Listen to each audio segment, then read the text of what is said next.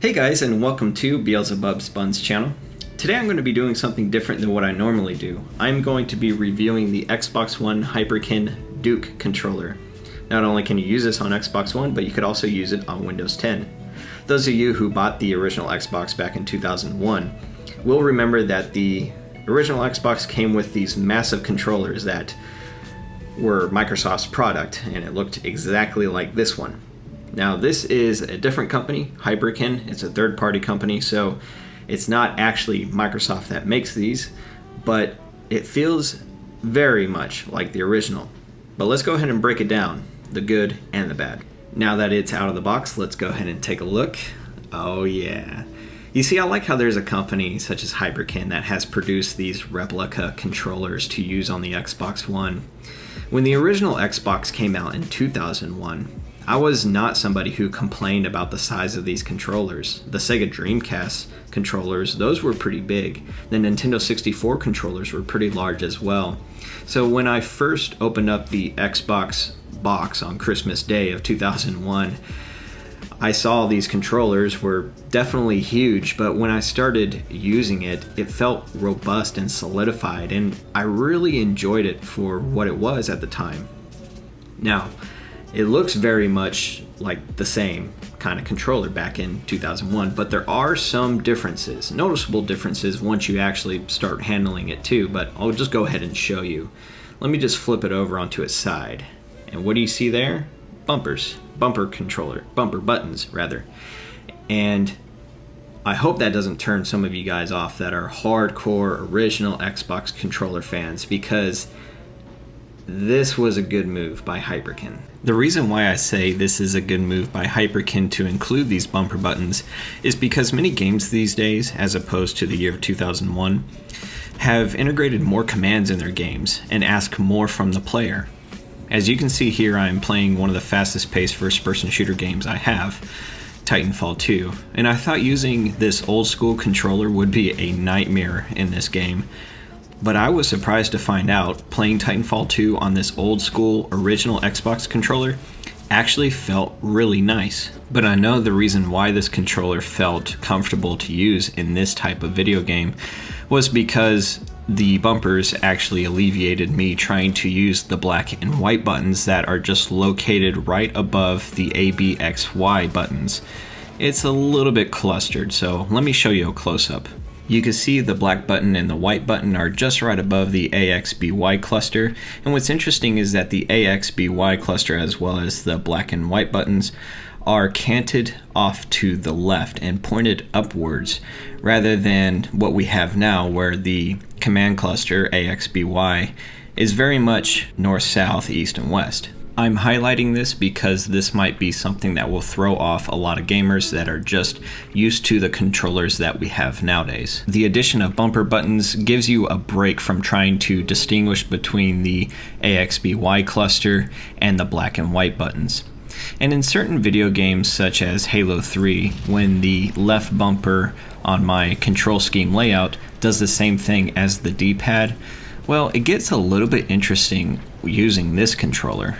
In Halo 3, when I click the left bumper to change grenades, I find that it's not as responsive as opposed to if I were to click right on the D-pad, where the D-pad is much more responsive. However, if you saw earlier, to click right on the D-pad and to continue walking forward in Halo 3, your best bet is removing your right thumb from the right analog stick and pressing right on the D-pad with that thumb. You might be doing this already on your Xbox One controller, but with the noticeable size difference for the original Xbox controller, makes it to where you're going to have to practice because you might be a little bit inconsistent when you first start using this controller. I know this sounds a little ridiculous and critical, but when you play a game such as Halo or any other fast-paced, intense video game, this is a huge deal. The video game genre in which this controller may feel the most comfortable to you is if you are using it for racing games. I know. Hardcore racing fans probably have a steering wheel setup, and they despise using a controller for their racing game. However, if you don't want to buy an entire racing setup and you are looking for a different controller and maybe have your eyes set on this classic Duke controller, you may find that your racing games may feel a bit better using this larger controller because its larger width might negotiate with the sensation of driving a loud, beastly modified vehicle. Especially like this 1987 avant-garde Ferrari F40, where this supercar lacks any power steering and it feels like you're trying to tame 5 Tasmanian devils on a leash whenever you go into corners. Yeah, but it's pretty awesome. Killing Nazis is always a fantastic pastime of mine that I thoroughly enjoy, and using the Duke controller on Sniper Elite 4, I really felt as if this was a nice, comfortable controller to use, especially when you have to take your time.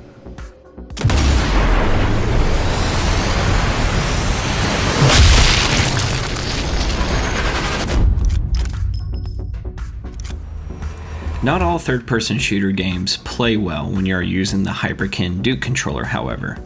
Games such as Gears of War 4 really make this original controller feel dated. I like using the D-pad to select my weapons in this Como Rose type fashion for Gears of War personally. Unfortunately, games such as Gears of War will take me extra time to practice, but this is the point I am ultimately making. You see, Hyperkin knows its Duke controller product.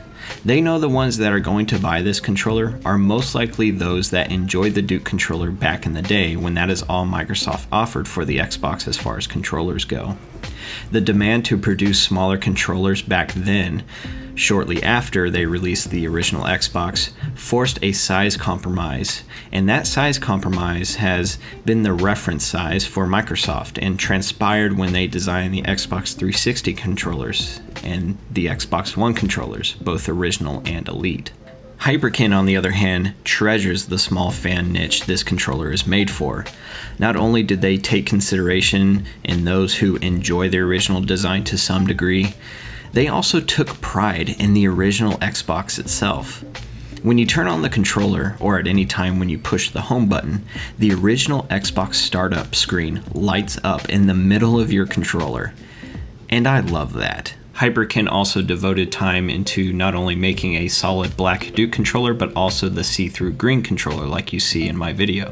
Considering the time devoted to developing these controllers for the Xbox One, we as the gamers, if we go out and buy these controllers, we have to understand that we have to devote our time in getting used to these controllers. Again, it is not going to feel the same. It will take you time to get used to, and that's okay. That's part of the fun when you purchase something like this. Which brings me up to my last two topics I wanted to talk about. On this box here, you see it says I paid $69.99 for this controller. I know, so funny. So after taxes, that's about $75. I personally would not pay anything more than this price here. However, I've seen on Amazon that this controller is priced at $90.